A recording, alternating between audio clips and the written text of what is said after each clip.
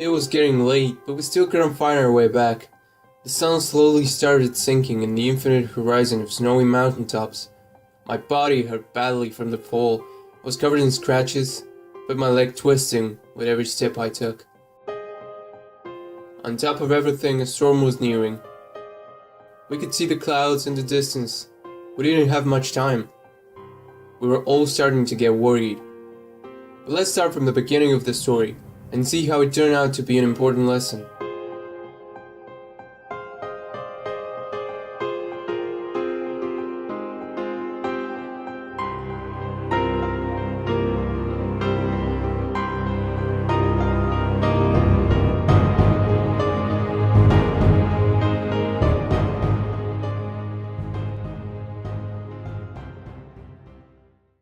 How it began?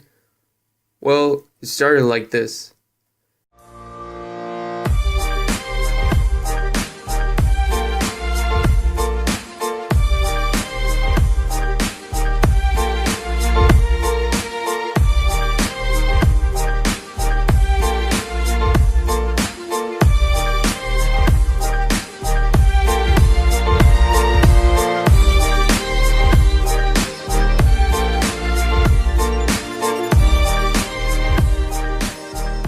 It was around 9 in the morning when I took the bus to my hometown of Samokov. I was so excited. I felt no worries, I was just comfortably sitting on my seat excited for my visit. This comfort was assured by the presence of past socialist leader Todor Zhivkov. Next to his portrait was the portrait of his brave bodyguard, who happens to be the current prime minister. The image of socialist and liberal ideologies standing one beside another in perfect harmony was a clear sign that everything was gonna be alright.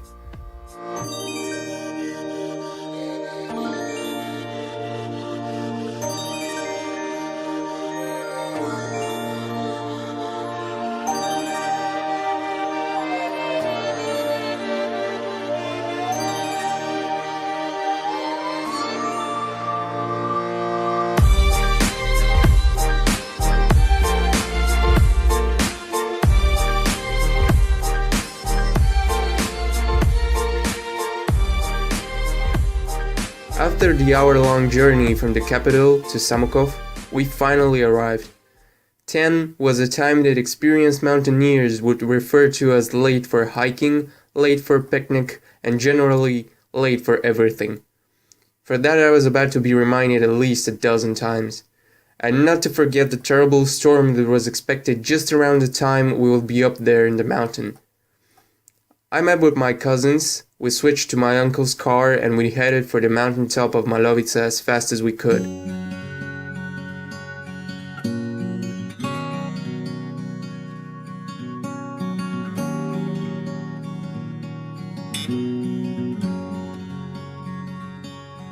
Samokov is the most beautiful place on earth, a town nestled in the foot of the majestic mountain of water, Rila.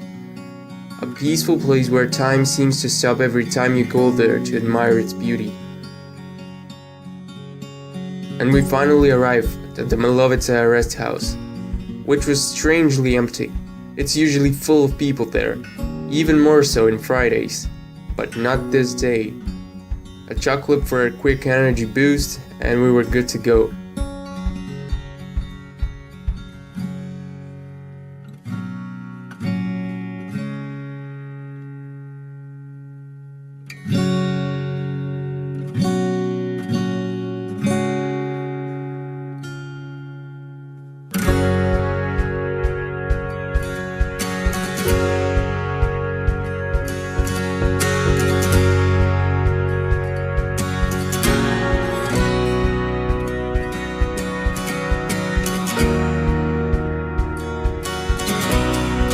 After an hour or so of walking, we reached the first checkpoint.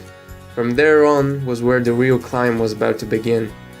It was also empty, but there we met a mountaineer also headed for the top. He was a real nice guy, and with him he had his trusty fellow, a very cute puppy. We ate some of the best homemade burgers, credit to my cousin who prepared them. This man was the only other human we met on our journey. After lunch, we said goodbye, and just as we were about to return to our climb, the man said we might meet again on top. Needless to say, we didn't meet, so we continued. We significantly extended our walk towards the top because of the numerous paths that were blocked by snow.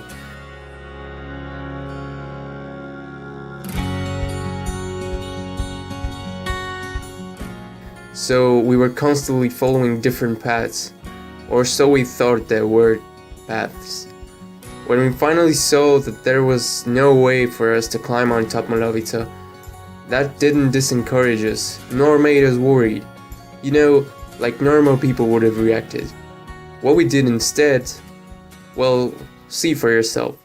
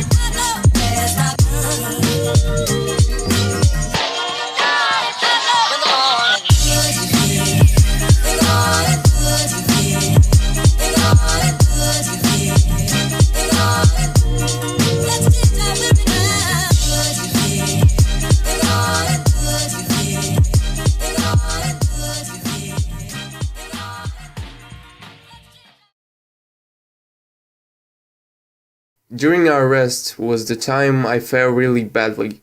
I found a small stream while trying to do an exercise on a rock. My clothes were all soaked in water. Good that we had dry clothes so I could change. My back was all scratched, my hands as well. A really dumb situation overall. Around that time, we thought we should go back. And that's when we realized we're not quite certain of which path leads to the rest house.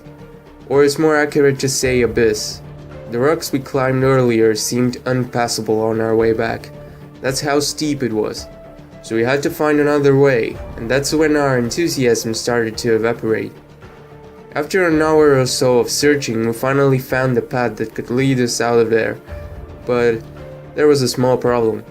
Between us and the path, there was a man-sized gap all covered in slippery ice. We were stuck. Just one jump between us and the path to safety. But one slip, one wrong move, and it was all over. I could feel the urge of making that jump pulsing through my head. Then my cousin turned to me and said, "No, Sammy, we won't make it. We'll go back." As if he knew what I was thinking. And at that very moment he spoke those words to me, I realized that he was right. There was no other way. So without hesitation, I turned and never looked back at the possible quick solution to our problems. On our way back from that dead end, we noticed a path that will eventually be the one to lead us to safety. It was long, steep and rocky, but it was certainly it, and we knew it. As if someone guided us on our journey back, even the storm was on hold, as if it was waiting for us to pass. We eventually got to the rest house. There were a few more obstacles on the way, but we didn't care. We were on our way home, to safety. This situation was a lesson for me, an important lesson how you can't just jump over gaps in order to get what you want fast. You need to take the long way, sometimes even go back a little, because the gap you would have jumped earlier could be your fall to death. Be patient and persistent in following the right goals in life. The path to greatness is a long one. Shortcuts seem attractive, but might lead you nowhere. That's something I'm sure all of us have heard a lot of times from our parents and grandparents. I guess I had to get lost in the mountain to finally understand it. It wasn't all that bad though. In fact, the opposite. This event opened my eyes to think of everything around me a bit more. All the situations, all the people I meet, all the feelings inside of me.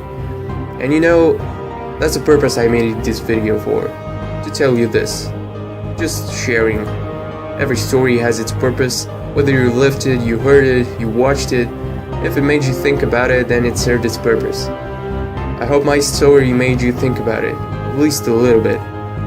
I'll be happy to see feedback and hear some of your own stories or thoughts about this. Special greetings to my cousin Christian, who is now at the state of Massachusetts, and to all of you, best regards, Samuel.